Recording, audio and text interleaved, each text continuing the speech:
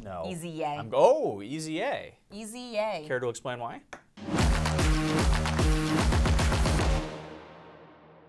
Welcome back to On Deadline, the Washington Examiner's political game show. I'm Christian Daytalk. And I'm Tiana Lodesher. Each week, we look at the biggest news in politics, give our takes, and then at the end, you get to pick which one of us was more right. Don't forget to like this video, subscribe to the channel, hit the bell so you get notified when new episodes go up, and tell your friends about us too. We're starting this week above the fold by looking at one of the most important affordability issues in the country, the housing crisis, and the way that President Donald Trump sort of stepped in it following the 2025 elections. So Tiana, we've had some big headlines involving Bill Pulte, President Trump's federal housing director, and propositions that they put forward trying to address the housing crisis. Explain to me why two of these in particular, the 50-year mortgage proposal and a portable mortgage proposal, don't make any sense and they're angering conservatives. To start with why this is the wrong solution, we have to get the problem, right? Basically, after 2008, new housing developments fell off a cliff and they've never recovered. Yeah. So we have this massive housing glut that even though, millennials aren't having as many kids, boomers didn't have that many kids, there still is some level of new family formation, and the homes have absolutely not compensated for it. Bill Pulte wanted a sexy, demand-driven solution, and much like Obamacare, it leaves much to be admired. So the marquee proposal, which has ticked off everyone in the White House, and I would say on the right side of the aisle, is a 50-year fixed mortgage. So the 30-year fixed mortgage is a byproduct of the New Deal. Originally, earlier on in this nation's history, if you wanted to buy a house and you couldn't pay cash, you could get some sort of mortgage. It'd usually be a much shorter term. It usually wouldn't be a fixed interest rate. And at the end of it, if it was a fixed interest rate, you paid down the lump sum of the loan, so most people would default. And that would just be sitting on a bank's balance sheet, and the bank would go south when a bunch of people defaulted. After the New Deal, the secondary mortgage market was created, and that provided all the liquidity that makes our mortgage rates so uniquely low. Yeah. So let's consider what a 50-year fixed mortgage would do in practice. The median sale price of a home in the U.S. right now is somewhere around $400,000. A 30-year fixed mortgage has an average interest rate of about 6.3%. So let's say it's about 50 basis points higher for a 50-year fixed mortgage, which, again, the fact that the market doesn't already cater to this desire means that it probably would be a much higher interest rate because it wouldn't be profitable without one. But even if it were only 6.8%, which was, the going 30-year fixed mortgage rate not that long ago before Trump took office, you would get about $150 reduction in the monthly payment, and the total interest cost over the lifetime of the loan would be doubled to, more than double the value of the home that you are buying. It's almost unmanageable, and you basically wouldn't earn any real equity until you're halfway through the life of the loan almost. Correct. And because of how loans are amortized, you're paying down more in interest costs than the principal of the loan when you first take it out, which makes sense. You have to pay in order to borrow money for that long, right? So if you sold the home 10 years in to the purchase, you would own, and you put 20% down, you would not have 21% equity of the home. That's crazy. So naturally, everyone was furious about this. Bill Pulte, realizing that he had ticked off everyone at the White House because no one else knew about this, he just went to Trump and said, it's a solution to your problem. Trump decides to tweet it out. Then he says, we're looking at making mortgages portable. When you get a mortgage, it does not stay in Wells Fargo's balance sheet. Wells Fargo sells it to someone on the secondary market who then repackages it into mortgage-backed securities, which, if you recall correctly, that is how the 2008 collapse. Shout out The Big Short, yeah, one of my favorite movies. So, the portable mortgages, you can have a mortgage be assumed by a new person theoretically. That would not violate the terms of that MBS. But it can't move properties. When you get a mortgage, your house is collateral, right? If you default on your mortgage, if you do not pay it back, the bank takes your house.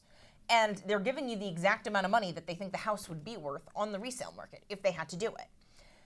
both of these problems belie the fact that housing is not just the most important thing that voters care about right now because it's part of the broader affordability crisis, but also that it's not only Democrats that look at demand-oriented solutions wrongly, but the issue is always supply. In healthcare, in housing, in groceries, supply is always the issue. And this is why, Christian, I am a supply sider. But this isn't just a Republican issue. Democrats were also plagued by this, right? Mm-hmm. Cost of living is what tanked Joe Biden's presidency. So how has Trump been successful thus far in cost of living broadly? Where has he fallen flat? And what has been the Democratic response, if any? Have they, in the year since since Kamala Harris lost the election, have they come up with a plan? They haven't come up with a plan, but they don't have to. And it's easy to explain why. I mean, first and foremost, they're not the party governing any portion of the government, right? Mm-hmm. Republicans have majorities in both chambers, and of course, President Donald Trump is in the White House.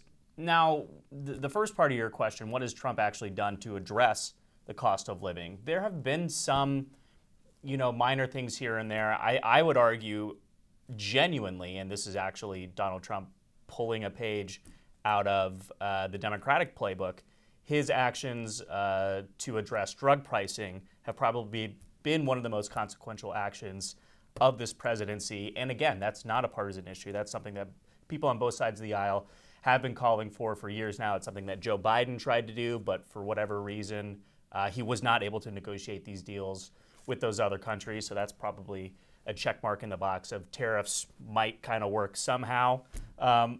That being said, when it comes to the second part of your question, when I said Democrats don't have to do anything in terms of coming up with a plan right now, we saw how effective running on repealing Obamacare was for Republicans starting in 2014, right? Mm-hmm.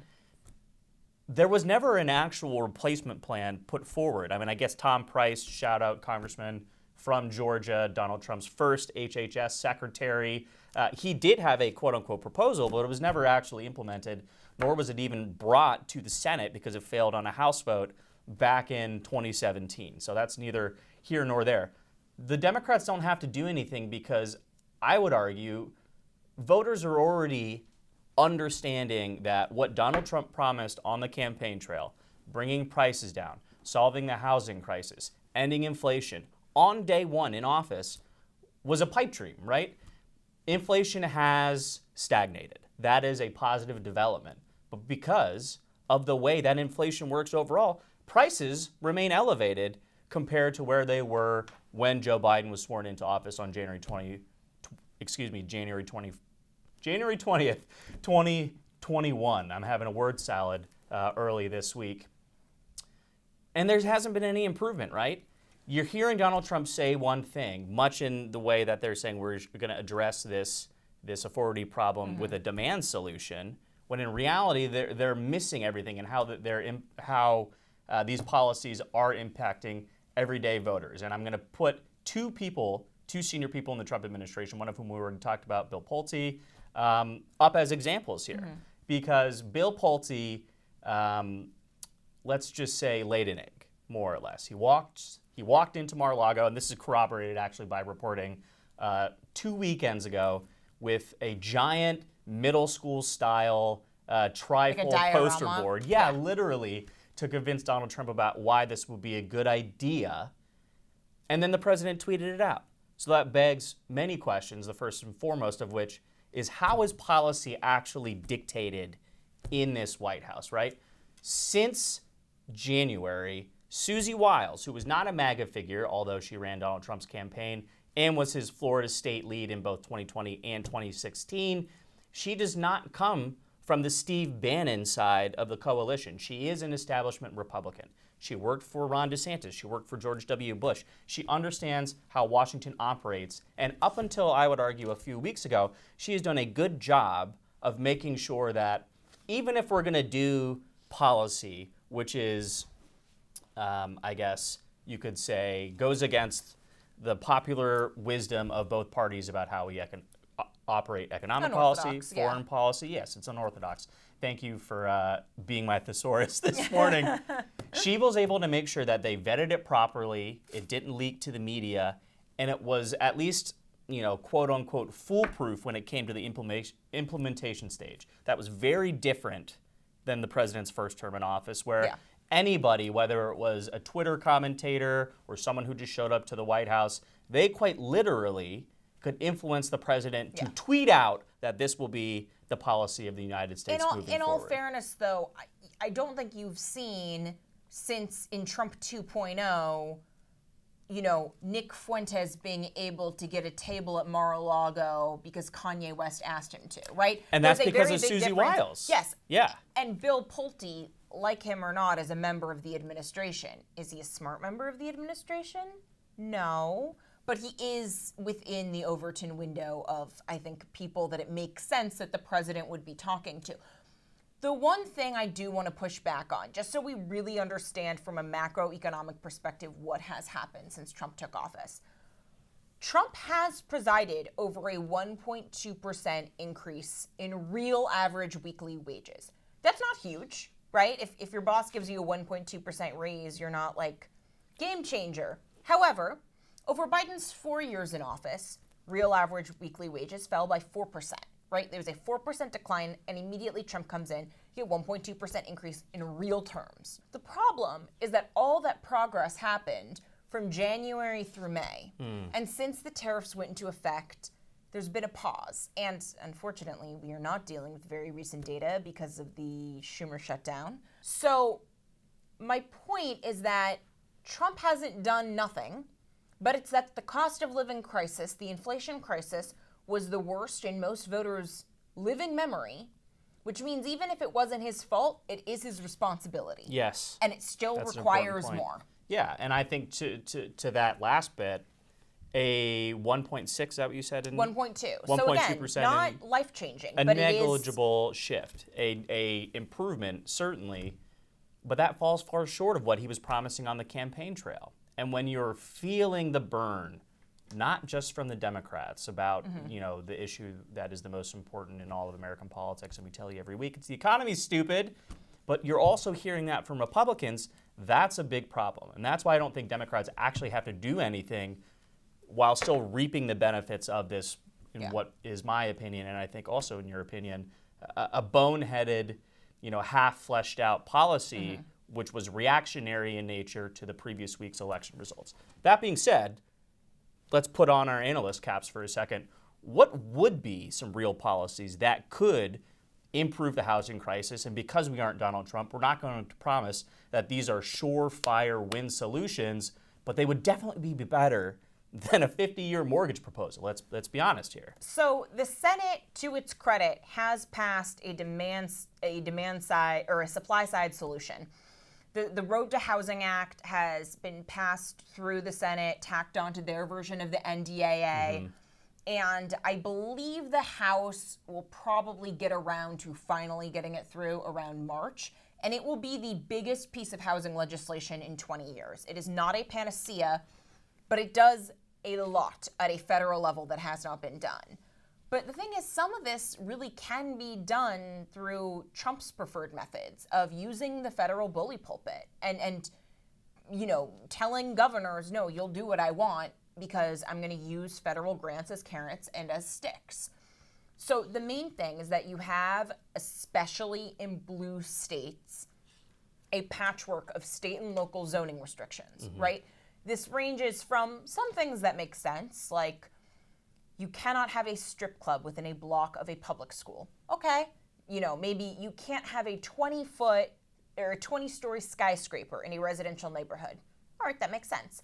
To the things that make no sense, such as you cannot have a 3-story townhome in a residential neighborhood, or you cannot build your own ADU in your own backyard, or you must have 3 parking spots minimum per office space in a commercial parking or in a commercial building.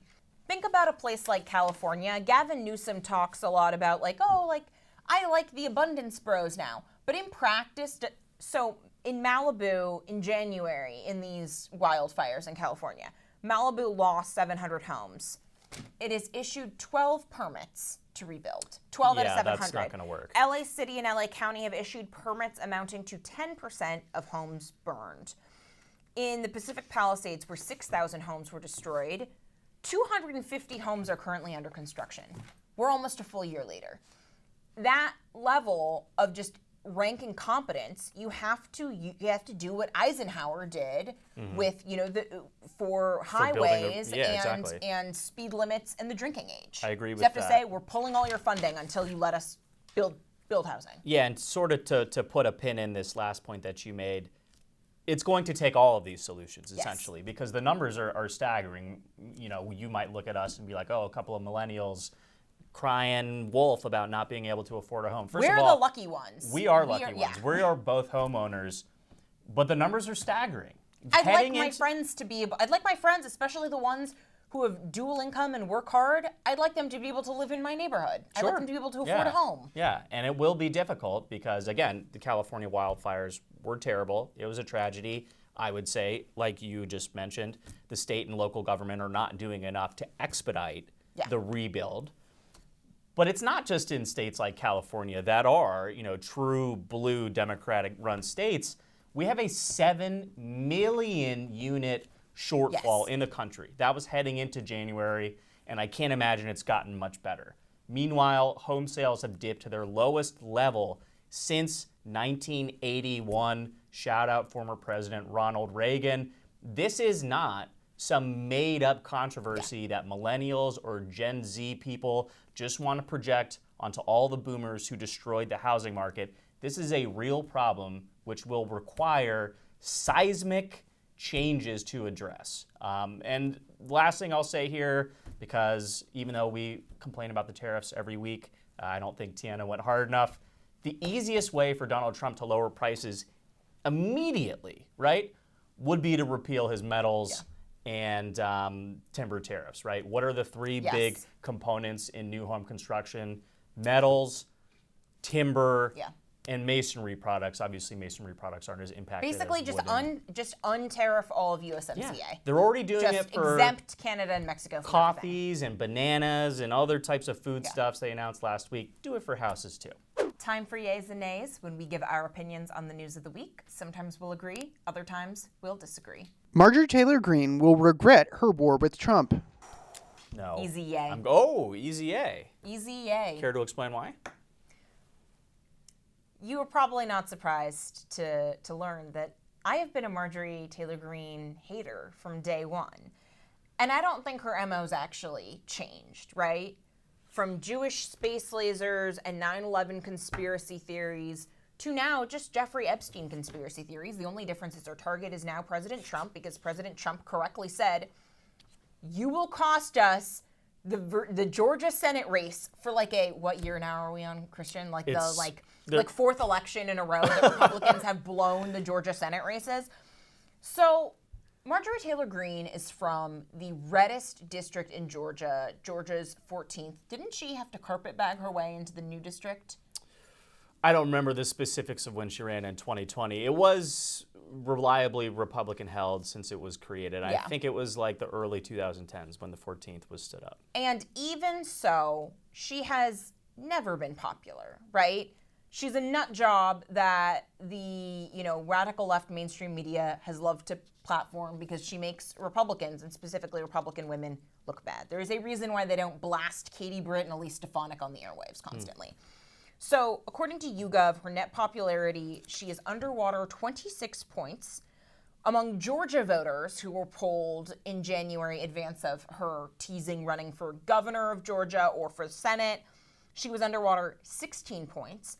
But crucially, look at her actual election performance. In 2024, so based on her district, how red it is, how you would expect her to perform, she underperformed by 12.5 points and underperformed Trump by 7 points. So Trump is choosing to let her pick this fight, because remember, she started this because all the Epstein conspiracy theories, you need to ask, what are you trying to say? We all know, and we've known for, 10 years now, that Donald Trump was friends, or was at least, somewhat friends with Jeffrey Epstein. We'd say friends at least in the early 2000s. They had some sort of reported falling out where Trump kicked Epstein out of Mar-a-Lago, I believe in 2005. And then there is no evidence that they ever communicated or socialized in a friendly way again after Jeffrey Epstein's 2008 non-prosecution agreement when, recall, he pled guilty to soliciting a 14-year-old for prostitution, which we could just call colloquially child rape or kiddie rape, right? So the point is, Donald Trump, after, we don't know what the full falling out was over, but the point is, once we know for a fact he knew, once we suspect he knew, let's say in 2005, that's when he suspected, oh, Epstein's hanging around underage girls, that's bad. He never socialized with him again. So if you're saying Donald Trump is hiding Epstein files because Marjorie Taylor Greene has pretty explicitly said, you know, you're doing this because of foreign governments, and we get it, Marjorie, you hate the Jews, Marjorie Taylor Greene. Or are you saying not just the anti-Semitic conspiracy theories, which are par for the course for her, or are you saying that Donald Trump is concealing and protecting a dead pedophile because he was also abusing children? Like, say it out loud. Because I keep on getting told, oh, Tiana, you're never Trump because you didn't vote for him in 2016. I'm the one that thinks that he dumped the guy who was abusing children and was never complicit in that. So it just, you know, she's going to get sweet talk on The View. I hope she joins the Bulwark. I hope this is very fruitful for her. But I'm proud to say that, you know, I hated her from the start, and this turned out to be a pretty good bet, Christian. Wow, that was well said, well thought out. Unfortunately, you're totally wrong. Here's why. Oh, no. If this was all about Epstein, I'd be willing to give you the benefit of the doubt here. And I do think Epstein plays a large part of it. Marjorie certainly has been, you know, the biggest conspiracy theorist in Washington since she got here. Over everything. Yeah, like chemtrails, vaccines, you know. Yeah, yeah. It is, you know, a laundry list of, you know, crazy stuff you hear on the internet coming out of her on almost a daily basis. But this isn't just about Epstein. This is about affordability. This is about the healthcare fight, which we just thought we got over after the government shutdown. Yeah, because she's a liberal resistance wine mom that loves Obamacare and wants to keep funding it. And I do think rehabbing her public image is probably part of a calculated, you know, risk that she is taking in doing this. But I think ultimately, again, hand up, I'm a Georgia boy. I think I understand the electorate a little bit better than most people here in the Beltway.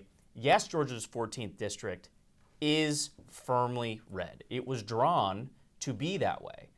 But the demographics of Georgia are shifting rapidly, right? It might be the most true blue, well, not to say true blue, purple, the most yeah. true purple state of the 7 swing states that we look at in every general election cycle right now because of the massive urban population in Atlanta, which is growing into the exurbs, which again, a large portion of them are in Georgia's 14th district. And on top of that, you also have a long history of rural agrarian towns here, which aren't necessarily the same social issue Republican voters that, say, Marietta, a suburb of the Atlanta greater metropolitan area are, right? I think Greene clearly has future political aspirations, whether that's running for governor in 2026, even though she's already said she won't do that, running for the Senate in 2028, or maybe even running for the presidency in 2028, even though, again, she said she's not trying to do that right now. And I view this as an important inflection point, shout out former President Joe Biden, about where the current Republican Party is in relation to Donald Trump and MAGA 3.0 once he leaves office down the line, right? Marjorie Taylor Greene. Oh, Christian, you think Donald Trump's going to leave office? Oh, got me there. No, I mean, we're talking about conspiracy theories. I'm shaking in my boots. But no, I think Greene is an interesting case study. You'd be hard-picked to find a more staunchly MAGA over Republican or politician over the last 5 years than Greene. What does that mean? What that means? I think that's very important. What does it mean to be MAGA? It means nothing, because MAGA is nothing without Donald Trump, and this is MAGA's where I'm whatever going with Trump this. says it is. This is right? where I'm going with this. She recognizes on the one hand, people in my district are actually really pissed about these issues that I'm talking about. We can put Epstein to the side for a second. Affordability, healthcare is obviously nested under affordability. She can see the writing on the wall that if everything stays the same, it's going to be a bloodbath for Republicans in 2026, and Democrats will probably win the White House in 2028. Again, not for lack of trying. I will give the Trump administration credit on this entirely. They laid out their plan fully last year. They told us what we're going to do, and they've tried to do it. So it's not like they haven't been trying to get around Donald Trump's economic promises. They've been reaching for them and falling short, in my estimation. This is about the Republican Party waking up and realizing, oh, we're not the MAGA party, right? We don't have to be beholden to everything that Donald Trump says or tweets or demands of us. Okay, but then what are you? What am I? What is Marjorie? Yes. Let's not you, Christian, because you actually have like I believe a coherent political identity built on like first principles. What is Marjorie Taylor Greene without MAGA, which means without Trump? She's a politician. They're all politicians. So like what does she believe? Because like you say like, oh, like healthcare and affordability. This is a woman that said that she entered politics and entered the political arena over Republicans' failure to repeal and replace Obamacare. And I have never, from her office, ever gotten a piece of legislation that she has even co-sponsored that would in any way repeal or replace Obamacare, except other than one big beautiful bill that allows the subsidies to expire. I don't disagree with you. I don't disagree with you. Is MAGA just the affectation of like, I don't know, like just having conspiracy theories and being mad and like having a victimhood mentality? Because I don't even think that's President Trump. I think President Trump, she says I'm America first because I'm America only. That's not President Trump, and that never has been. No, President Trump brokered USMCA. President Trump brokered the Abraham Accords. I think he understood America first doesn't mean America alone. Repealing and replacing Obamacare means doing something, whether it's HSA expansion, like in TCJA, or further healthcare deregulation. And so this is where I'm like, if you're just an attitudinal foil to Trump, where I also swear a lot and pretend like I grew up in a trailer park even though my rich daddy gave me his business, that's all it is. Like, see, you're just an actor. I think you're missing the point. You just enumerated exactly what I'm trying to say. MAGA itself is an affectation of whatever Donald Trump wants it to be able to pull together disparate parts of the electorate, which really have no business voting in concert with each other, right? Their interests are diametrically opposed. Marjorie Taylor Greene right now, and I don't know if this will be successful, but I do think she won't regret it.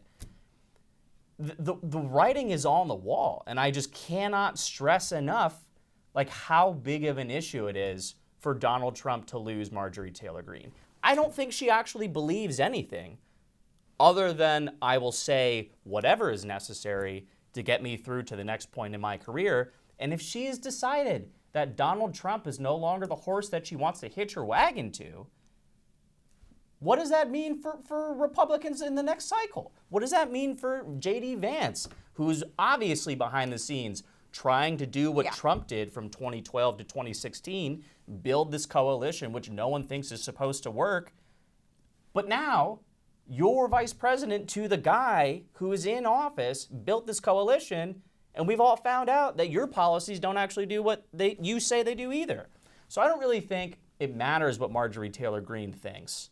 I think the fact that she is flipping on Donald Trump is the entire story, right? We don't need to dive too far beneath the surface to try and, 5D chess what's really at play here. It is your staunchest lieutenants are leaving you. Why? Is it because they've changed their ideas? Is it because Donald Trump isn't governing the way he said he would? Or is it because, again, the policies that you're pursuing aren't achieving the goals you set out to achieve in the first place? We got to move on. We're getting the eyes from the super producer. I do want to make one last point on Marjorie Taylor Greene, with which I think you would agree with me. Maybe the worst Trump nickname of all time, Marjorie Traitor Brown, and in parentheses, remember, Greene turns to brown when Rod is present. You got to use parentheses here, Donald? You're losing your fastball, man. Come on. Nothing? MTG, AOC, two sides of the same coin. That's all I'll say. Hear, hear. All right, we're finishing up this week with fill in the blank. Susie Wiles will last blank as Trump's chief of staff. She'll last as long as she wants to. Yeah, I would agree with you. I will say, because I pulled some data for this, I wrote a story about it over the weekend, which you should go check out. She will last at least 18 months, because that is the average tenure for a White House chief of staff, right? She's already outlasted Reince Priebus, Donald Trump's chief of staff, or his first chief of staff from his first term in office, by several months. Priebus was only in office for like 192 days, remarkably short turnaround.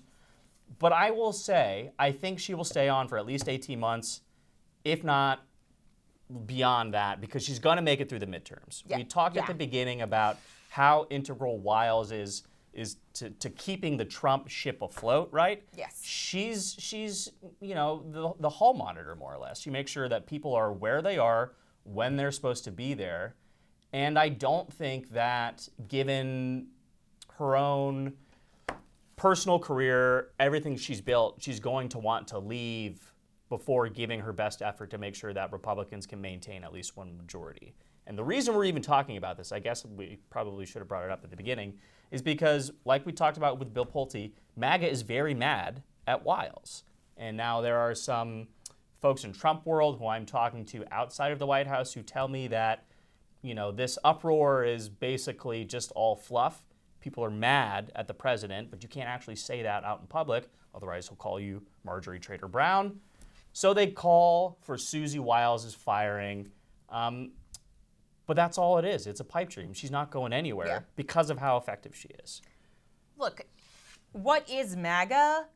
From a first principles perspective, there isn't much that is unifying and constant. Obviously, it would be tough on open borders, right? Border security first and foremost. But secondarily, it's winning. So I reject this notion that Susie Wiles is insufficiently MAGA. When she successfully heralded Trump achieving the greatest political comeback in American history, right? And we know that was because she ran a gold standard campaign. Remember how Ron DeSantis was supposed to beat Trump in Iowa? Yeah. And it was the 2024 primary with, a dozen candidates, former governors, former vice president. It was over in a night. And that was in large part because Susie Wiles helped run a winner's campaign. You have Maha mad at Susie Wiles because guess what? Susie Wiles lives in the realm of reality. And that's, if you want to make a long-term investment in healthcare, Ozempic and GLP-1s are actually a great way to do it. You have the isolationists mad at Susie Wiles because she was going to start World War III and, I don't know. Operation Midnight Hammer happened how many months ago now? It's still not World War III, Christian, so I don't know. It's like people can't fathom the idea of Trump operating from a position of actual fortitude rather than being purely reactionary or a victim, right? The whole point of winning the election was to govern. And again, on the economic front, not everything has gone perfectly swimmingly. But in large part, the foreign policy agenda, it's hard to see what has been lacking in the foreign policy agenda, given the reality it hasn't even been a year. The border is no longer really an issue. Trump solved the border on day one, and in large part because he had a White House that was able to execute orders effectively. Like, the fact that you don't have the miasma of the world imploding while the economy is not super great, that is helpful. And people are mad at Susie Wiles, right? Like really, what is the practical attack on her? That she's insufficiently MAGA, that she's too pro-big pharma, that she, is in favor of forever wars. Trump's just been ending wars, not starting them. No, I think people like to look back and say, MAGA folks like to look back and say, again, she worked for Ron DeSantis, but let's not forget She how fell that out with ended. Ron DeSantis. Oh yeah, DeSantis got her kicked out of her lobbying firm down in Florida, and to be honest, she kind of took the Trump job as a means of getting back at him. Yeah. But that's a story for another time. And that she also worked for George W. Bush, right? I mean, so the knocks against her are not about her personality, her interpersonal skills, her ability, again, like you mentioned, to effectively manage a winning campaign. It has to do with her resume, quite literally, and the names she used to work for. I think if you're looking at this conversation entirely, we can take it back to the last question.